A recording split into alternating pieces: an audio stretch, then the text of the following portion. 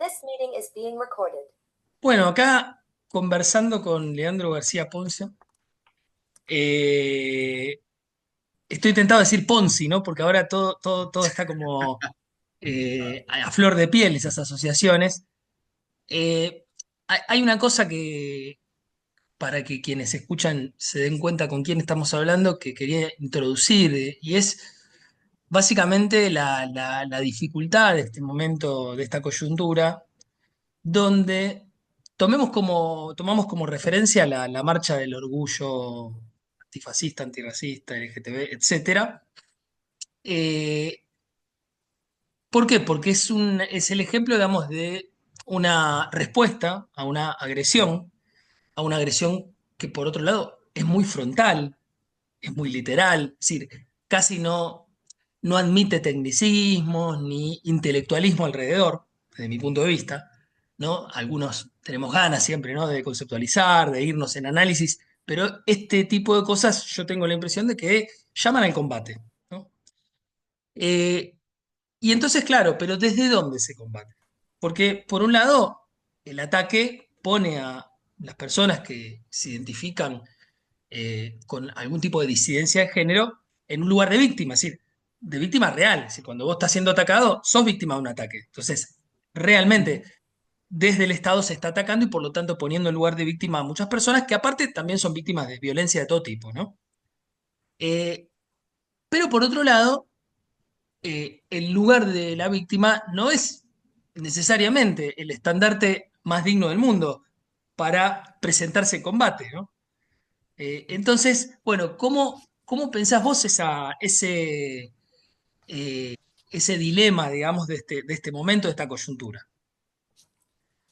Bueno, ¿cómo andas, Ariel? Muchas gracias por invitarme a pensar la cosa una vez más. Eh, para mí un gusto poder conversar con un amigo sobre un asunto que, como todo asunto, me parece, de la realidad política más inmediata, en tanto y en cuanto convoca el pensamiento, implica una disquisición dialogada. Para mí eso es imprescindible, eh, que supere las condiciones de emergencia de esa coyuntura y a su vez la coyuntura misma, ¿no? O sea, me parece que ahí hay que eh, enmarcar cualquier conversación que pretenda ser más o menos cabal. Lo primero que te diría es que para mí la marcha tiene tres características esenciales. La primera, inmediata, que no se ha subrayado suficientemente, es que no se trata de una huelga, ¿no? O sea, que no se trata de la manifestación de la suspensión del ejercicio de la fuerza de trabajo, ¿no? Sí es cierto que, a diferencia de la huelga general, que funciona como un horizonte regulativo, tiene en común esta manifestación con una huelga corriente el hecho de su carácter práctico, ¿no? O sea, su carácter visible como experiencia vivida.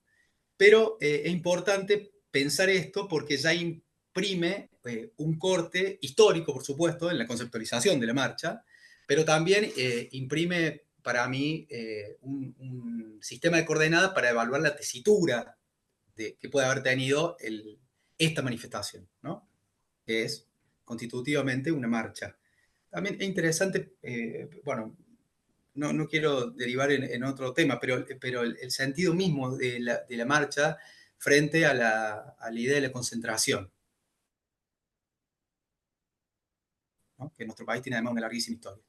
Eh, la segunda característica me parece de caracterización, perdón, el segundo elemento de caracterización es que hay una cierta intermitencia o inconexión de la manifestación respecto de un trabajo previo, si vos querés, incluso de las organizaciones de las disidencias, ¿no? O de algunas agrupaciones políticas, e incluso una cierta inconexión respecto de su articulación prospectiva, ¿no? O sea, que hay algo de esa marcha que no está dada por un carácter imprevisto, sino por un carácter excesivo respecto de su preparación, ¿no? O sea, incluso los más optimistas difícilmente podríamos atribuirle la emergencia de la marcha a un lento trabajo de preparación subjetiva, en fin. Lo que nos pone de cara al tercer elemento, que es convergente con lo que vos decías recién, y es que se trata de una reacción, ¿no? O sea, el horizonte último de la marcha es que es una reacción a un embate, efectivamente no pasible de interpretación, sino un embate unívoco del Estado, encarnado en la figura presidencial, en el Ejecutivo, hacia un sector de la sociedad, siempre abstracto, ¿no? Cuando hablamos de esto es difícil designar sujetos históricos, eso también es importante, pero en la medida en que se trata de una reacción, lo que uno tiene que asumir de inmediato es que está siempre en el marco de la temporalidad del verdugo. O sea, que ahí es donde empezamos a dejar el carácter afirmativo de nuestra política. Esto no quiere decir que no podamos suplementarlo, pero es cierto que hay que tener en cuenta que estamos siempre en la temporalidad del otro, no solo en su agenda, en el nivel de la coyuntura política, sino también en la temporalidad del que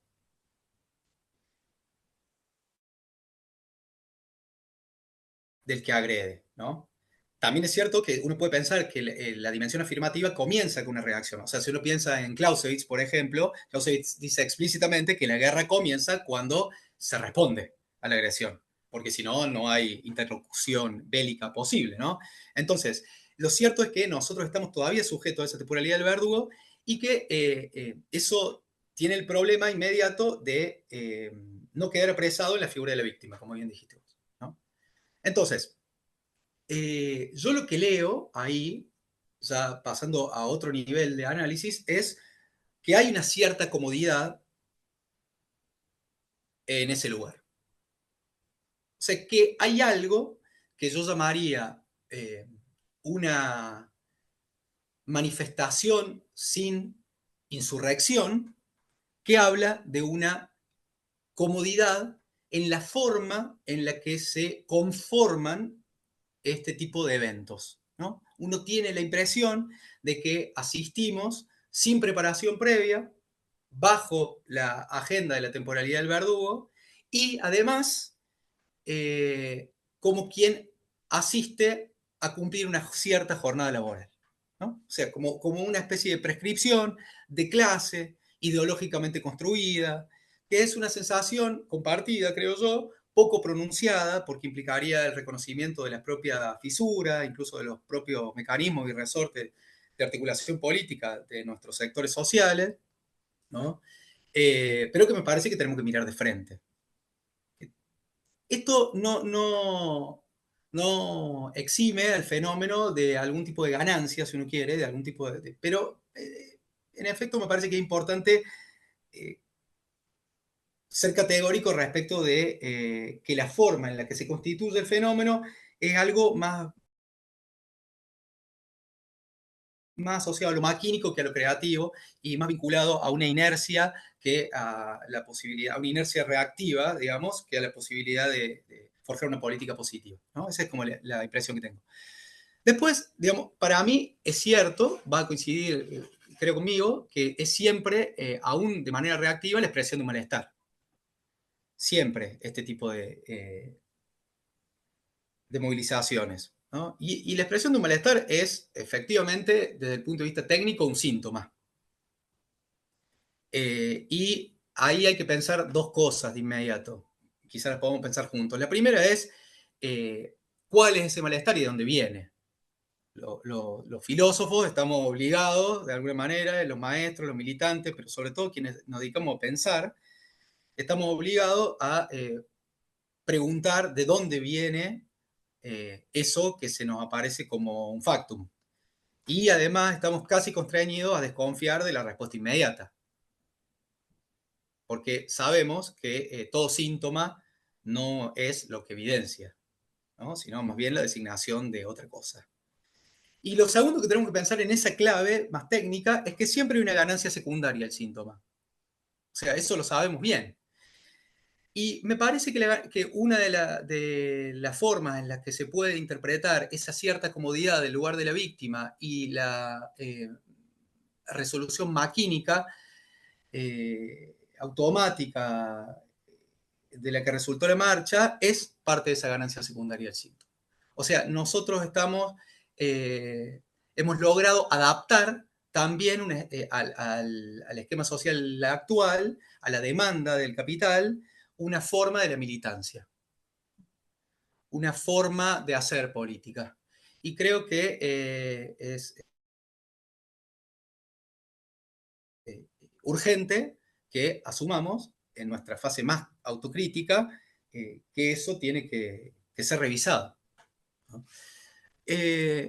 Yo creo que ahí, Ariel, hay tres niveles para analizar o para seguir el indicio de alguna respuesta posible a esa pregunta, que es de dónde proviene ese malestar, que es el nivel político inmediato, el de la coyuntura, ¿no? Que es algo a lo que no nos vamos a dedicar hoy, pero respecto a lo cual sí vamos a hacer la salvedad mínima de que la filosofía nunca, aun si se aboca a este registro, puede votarse en este registro, ¿no? Entonces, muy importante en esta época en particular, porque nuestro oficio, que por supuesto es colindante y coadyuvante con otros tantos oficios, es un oficio que no puede sucumbir a la histeria de la novedad. De hecho, la oposición más fuerte que debería encontrar la filosofía hoy es la del periodismo, ¿no? Sobre todo de la del periodismo tal y como se nos muestra, pero incluso te diría los buenos casos que en nuestro país se cuentan también en una cantidad considerable de periodismo. Es cierto que están ellos sí constreñidos a pensar en la coyuntura, ¿no? Y a construir una especie de relato incidental, sesgado, y, y, por lo tanto fecundo sobre esa coyuntura. Y nosotros debemos rápidamente, ¿no? Distanciarnos de esa histeria de la novedad. Entonces, como decía al comienzo, pensar la marcha tiene que ser siempre un pretexto para remontarnos más allá de la coyuntura política contemporánea, ¿no? Entonces, eso nos debería llevar al segundo registro, que me parece que es el registro social histórico. Y ahí hay que inscribir el fenómeno de la marcha antifascista, eh, más allá de la ofensiva de este gobierno, yo diría de derecha. A mí esa caracterización de ultraderecha, ¿viste? Sirve para una cierta cartografía, pero nos van corriendo cada vez más el mapa y es condición de posibilidad de que después toda la derecha se nos pueda mostrar con un rostro más humano del que efectivamente tiene. Entonces, más allá de esa coyuntura, yo creo que nosotros tenemos que pensar en algo en lo que insiste bastante León Rosichner, que es en la disimetría constitutiva entre el capitalismo y el comunismo, ¿no? O sea, mientras que el comunismo es una invención racional, si vos querés de Platón en adelante, el capitalismo trabaja en el nivel pulsional. Y eso es lo que está en juego en este momento. Vos lo venís estudiando, lo venís trabajando con Miguel también. Sabemos que hay formas de este capitalismo en su etapa financiera que efectivamente nos ponen frente a ciertos desafíos, pero que yo no dejaría de nombrar como los desafíos propios del sistema capitalista. ¿Qué quiero decir? Que es cierto que el capitalismo en su fase financiera, que nos encuentra, yo creo, en última instancia, debatiendo de manera incipiente aún, la contienda entre los estados-nación y el capital transnacional más desnudo. Me parece que ese es el dato para mirar, la llegada de Elon Musk al poder, o sea, Elon Musk y Trump sentados juntos en el Salón Oval. Eh, eh, por supuesto, con la mediación de la tecnología nos enfrentan a una serie de problemas que tienen que ser pensados, pero que inmediatamente, creo yo, tienen que intentar ser reconducidos a sus términos clásicos. Por eso, por ejemplo, a mí la tesis de Varoufakis del tecnofeudalismo me parece que es una tesis que puede llegar a ser sugerente para caracterizar el epifenómeno, o sea, lo que aparece de vuelta más en clave periodística que en clave filosófica, pero en la medida en que el propio Varoufakis reconoce que hay una dependencia absoluta de esa superestructura tecnofeudalista respecto del sistema presente, que es el capitalismo a secas, productivo, me parece que podemos seguir hablando sin lugar a dudas de una prolongación del capitalismo que no cesa de morir, ¿no? Entonces, en ese punto, yo tengo siempre el reflejo de evitar el achatamiento del discurso filosófico en favor del titular periodístico y a su vez la necesidad imperiosa de crear neologismos, de crear incluso te diría nuevos conceptos o incluso más aún de fantasear la existencia de formaciones sociales novedosas cuando lo único que uno ve son síntomas de lo mismo, ¿no? Bastante viejo. Entonces eso también como un reflejo, casi como una deformación profesional. O sea, hay que pensar la coyuntura, hay que pensar esa especie de registro social histórico, pero para mí en la medida en que pueden ser reenviados sus términos clásicos. ¿Por qué digo esto? Porque me parece que si nosotros logramos esto en el registro social histórico, lo que vamos a ver es que esa manifestación, que es, como te decía recién, una especie de evento vacío, desde el punto de vista de la subjetividad política, implica el movimiento inverso al del siglo XX. O sea, estamos asistiendo superestructuralmente a la retirada de las masas. Incluso cuando vemos una manifestación más o menos masiva en la calle. ¿Por qué? Por esto que dije al comienzo. Porque me parece que ahí lo que hay es una cosa maquínica, poco reflexionada, y que tiene, entiendo yo, una cierta potencialidad, pero que solamente va a adquirir esa potencia a partir del trabajo crítico previo. Esa es como una de las sensaciones que tengo. O sea, es, como te decía, sí, No, te iba a preguntar. decime. Sí. No, que si querés cerrar la efectivamente idea, una cerrar la marcha idea. sin insurrección, cierro la idea. Es una marcha sin insurrección desconectada de un cierto trabajo previo, pero que existe como tal y que hay que mirar. En este caso, una de las cosas interesantes son las convocatorias a las asambleas previas, o sea, que empiezan a designar un horizonte posible de construcción más crítico, o sea, de construcción de nueva militancia, si vos querés, asentado, por supuesto, en procesos históricos, en militancias precedentes, en estallidos, incluso en estallidos recientes de nuestro país, en estallidos no tan recientes de nuestro país, todo ese trabajo histórico de la memoria que nosotros tenemos que hacer de manera inevitable cada vez que nos convocamos a una asamblea, pero que tiene que suceder en esas instancias previas antes de cualquier convocatoria de la marcha. Eso sí, uno puede pensar que hay algo ahí que se está empezando a gestar. Y por supuesto, tiene algunas ventajas sobre las que quiero hablar un poquito más adelante, ¿no? O sea, tiene algunas ventajas subjetivas. Pero desde el punto de vista de la caracterización general, antes de pasar al tercer nivel, que es el nivel ontológico, dejo ahí y conversamos. Porque justo yo te iba a preguntar, bueno, ¿desde dónde vos vas a decir algo, digamos, ¿no? ¿De dónde vas a hablar? ¿No? Y vos inmediatamente te ubicaste en el lugar de la práctica filosófica, es decir, alguien que se dedicó una buena parte de su tiempo a eso, que estudió, ¿no? Que forma parte de la tradición de la filosofía política, ¿no? Que Sí, tiene una tesis sobre Badiou, incluso un librito que hemos publicado hace mucho tiempo y por el cual nos sí. conocimos Hace sobre, 15 años. sobre Badiou, bueno, lo tenés fechado. Eh,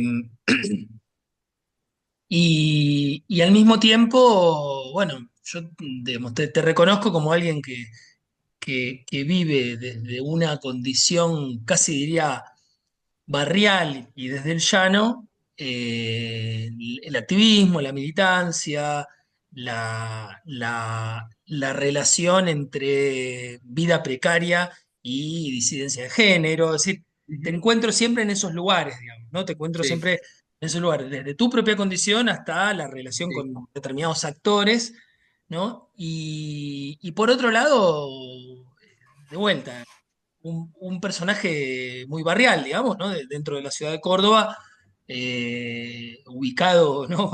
Barrialmente ubicado, digo, Sí. porque las veces que hemos conversado, por lo menos hasta el punto en el que el Fernet me permitió entender lo que vos decías, digamos, después ya llega a cierto umbral del Fernet donde ya uno deja de entender más nada,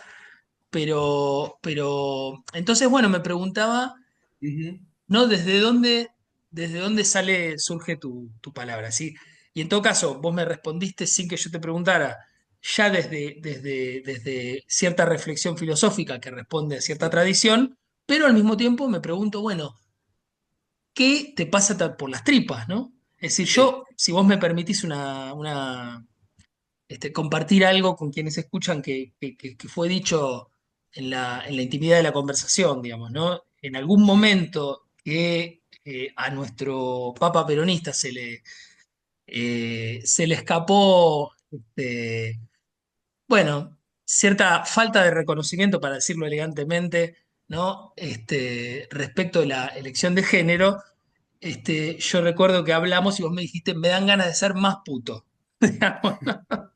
Como a Sí, mí me parece que a mí me quedó, fíjate que me quedó eso de alguna manera como una respuesta eh, desde las entrañas mismas de, bueno, a mí sí, me sí. pasa esto, ¿no? A mí me Ujú. pasa esto, ¿qué hago con esto que me pasa y cómo respondo desde este lugar? Yo me pregunto si vos Exacto. señalaste toda la dimensión autocrítica, digamos, ¿no? Que creo que compartimos, no solamente respecto de la marcha, sino respecto de lo que viene siendo la militancia del campo popular. De un campo popular que Sí, incluye sí. lo que clásicamente se llaman minorías, que, bueno, Ujú. es curiosa esa palabra porque minoría no designa necesariamente un número, sino, bueno, una posición, ¿no? Claro. Un lugar dentro del mundo de las asimetrías.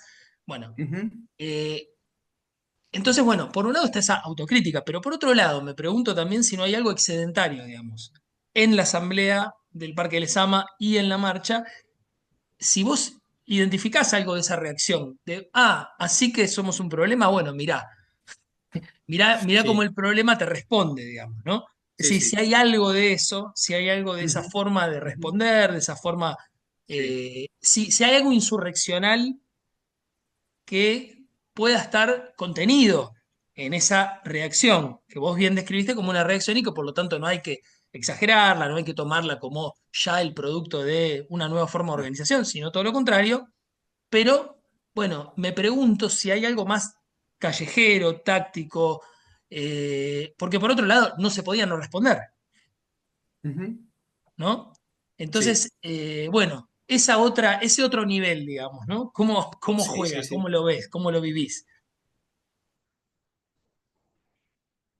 Mira, te contesto, te respondo por el final. Me parece que efectivamente hay algo ahí que está contenido en el doble sentido del término, ¿no? O sea, hay algo de esa visceralidad eh, que es inevitable que esté en juego en una movilización de estas características. Por supuesto, mi visceralidad también, pero contenido significa también retenido, sofocado por estas formas automatizadas, aprendidas y poco críticas de la militancia. Después, respecto de cómo se imbrican las trayectorias particulares y la mía, en este caso particular, yo lo que te diría es que mi reflejo más automático, aún sintiéndome cómodo con la descripción que haces vos, a grandes rasgos de mi itinerario, me parece Es que la... una semblanza cariñosa, ¿no? Por supuesto que se entienda así. Sí, sí, exacto, exacto, exacto, y así lo tomo. Eh, me parece que mi reflejo es justamente el de pensar. O sea, que la respuesta que te puedo dar con todo cariño, por tediosa que pueda llegar a resultar, incluso en el marco de una amistad, eh, es la de ofrecerte con los límites propios de mi capacidad intelectual un, un territorio para que pensemos juntos, o sea, para que discutamos con la estima mutua que nos tenemos, lo que estamos viendo en esa clave. Y que esa sea nuestra forma de ser cada vez más putos. ¿No? Porque uno de los problemas a los que nos enfrentamos entre si vos querés, el 2013, que creo que fue cuando asumió Bergoglio, y la actualidad, es que el achatamiento de la militancia, su pérdida de relieve, así como la difuminación de los límites entre la filosofía y el periodismo, se han precipitado. Entonces, uno no puede hacer otra cosa más que, para ser más puto, pensar cada vez más. Y eso se conecta con el tercer nivel que te iba a proponer, que es ese nivel más ontológico, que es que de algún modo intenta responder la atávica pregunta, no yo, por supuesto, sino el nivel en sí mismo, tiene como centro la pregunta, ¿qué es un hombre, qué es una mujer, qué es incluso un sujeto encarnado por hombres y mujeres históricos puntuales y quienes se reclamen parte de la humanidad? Digamos, me parece que ahí lo que nosotros tenemos que pensar en serio, Ariel, para poder caracterizar de una manera un poco más compleja el fenómeno de la marcha y en dónde estamos, es algo que Freud dijo hace más de 100 años, ¿no? Que es que, no que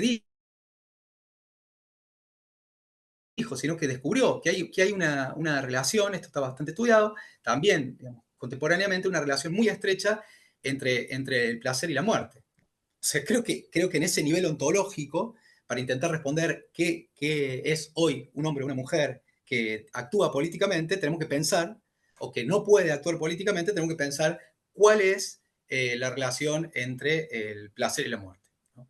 Entonces, sobre todo en la medida en que el capitalismo es pulsional. O sea, esto yo lo doy todo el tiempo por sobreentendido porque estoy hablando con vos, pero quizá para alguien que nos escucha hay que decir muy sintéticamente que efectivamente el capitalismo en esta fase lo que siempre, digamos, pero en esta fase lo que ha hecho es multiplicar las vías de investimento. O sea, una de las cosas que se estudia poco para mí es que, de investimento de objetos, ¿no?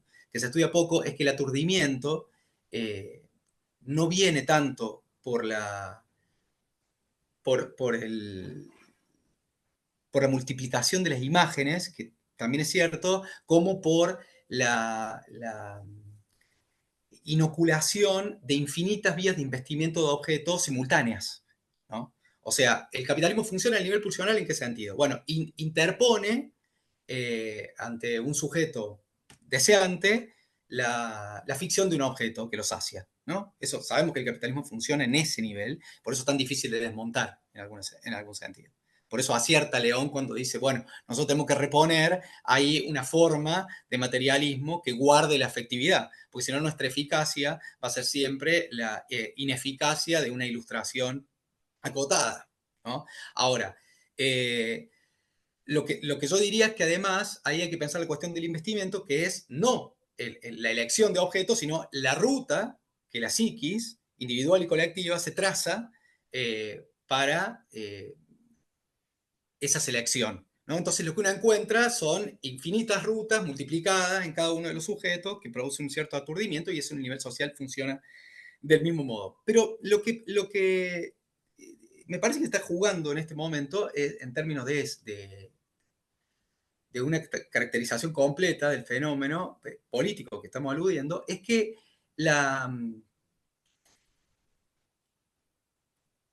lo que nosotros no estamos pudiendo desatar es el enigma para nuestra época de ese malestar, ¿no? Del malestar inicial, que es el que produce el síntoma, que es la manifestación.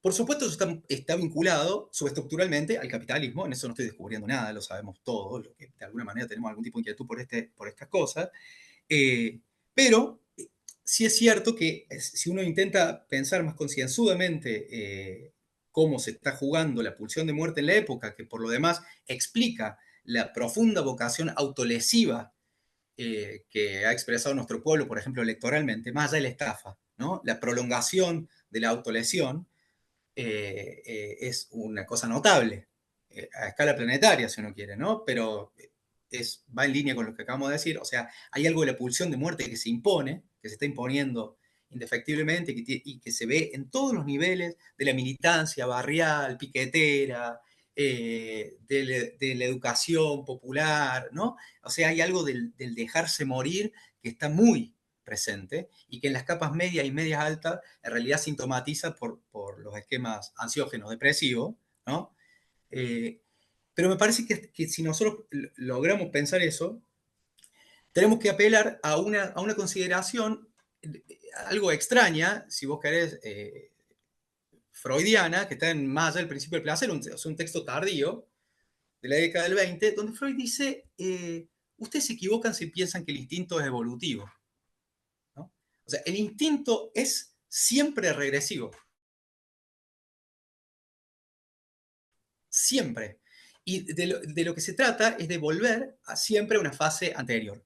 Dice, es más, nosotros esto lo podemos ver en términos estrictamente biológicos, pero también podemos pensar que los avances evolutivos humanos no son más que para una minoría y son producto de la represión pulsional, a secas, o sea, en el combate, si vos querés, atávico entre la razón y las pasiones, lo que dice Freud es, mire, si ustedes lo que desean es, de alguna manera, un cierto avance evolutivo en términos de incluso de la organización política, probablemente tengan que ceñir aún más las formas represivas de lo pulsional. Una sola cosa y ya te cedo la palabra. Está Esas terminando. pulsiones hoy... Ah, tenés razón. ¿Qué hacemos? Lo que hacemos es, estamos pensando la desputización de la militancia, ¿no? ¿Qué pasó con la Dale. desputización? ¿Cómo combatir la desputización de la militancia? Esto es parte uno. Ujú. Yo propongo que acá se corta porque el formato nos corta, porque nosotros Dale, tenemos el Zoom gratuito, porque dale, somos parte de ese universo, digamos, ¿no? claro, Desfavorecido, y va a haber una parte 2, ¿no? dale, Que va a salir en las siguientes coyunturas, que va a retomar exactamente desde este lugar. dale, dale, dale, genial. Dale, un Dale, abrazo. un abrazo enorme. Chao, chao.